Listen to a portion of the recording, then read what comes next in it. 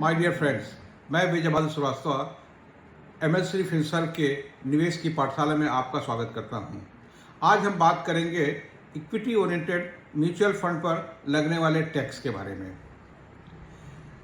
Equity oriented mutual fund में tax किस तरह से कैलकुलेट किया जाता है।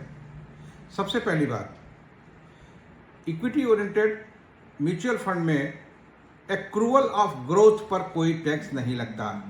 मतलब कि जैसे मान लीजिए हमने 10 लाख रुपए इन्वेस्ट कर दिया, 5 साल के बाद इसकी वैल्यू 20 लाख रुपए हो गई और हमने कोई विड्रॉल नहीं किया। इस 10 लाख का जो एप्रिसिएशन हुआ है, हम तक जब तक विड्रॉ नहीं करेंगे तब तक इस पर कोई टैक्स नहीं लगेगा।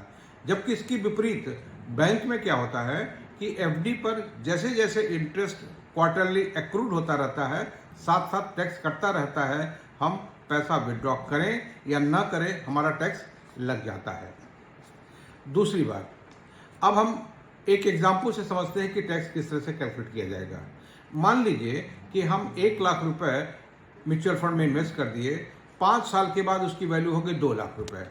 अब हम पूरा का पूरा 2 लाख रुपए विड्रॉ कर लिए। ऐसे में हमारा कैपिटल गेन कितना हुआ? 1 लाख रुपए। अब अंडर सेक्शन 112A हमको कैपिटल गेन पर 1,25,000 रुपये का एग्जम्पशन मिलता है। मतलब कि 1 लाख रुपए अगर कैपिटल गेन हुआ तो हमारा टैक्स 0 हो जाएगा। मतलब बिना टैक्स के हम पूरा पैसा विड्रॉ कर सकते हैं। दूसरा एग्जांपल लीजिए, अगर हम 1 लाख रुपए इन्वेस्ट किए, 5 साल के बाद इसकी वैल्यू हो गई 3 लाख रुपए। ऐसे में अब हम 3 लाख रुपए पूरा का पूरा विड्रॉ कर लिए तो हमारा कैपिटल गेन हो गया 2 लाख रुपए। 2 लाख रुपए में से अंडर सेक्शन 112A पर 1,25,000 का एग्जम्पशन मिल जाएगा और उसमें सिर्फ 75,000 रुपये पर हम टैक्स देना पड़ेगा। और रेट क्या होगा? रेट होगा सिर्फ 12.5% का। हमारा टैक्स स्लैब कुछ भी हो, हमको सिर्फ 12.5% का के रेट से ही टैक्स पे करना है। इस तरह से हमारा टैक्स आएगा 9,375 रुपये।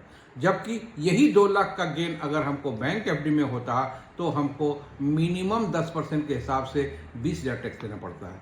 इस तरह से mutual fund most tax efficient investment option है। Thank you.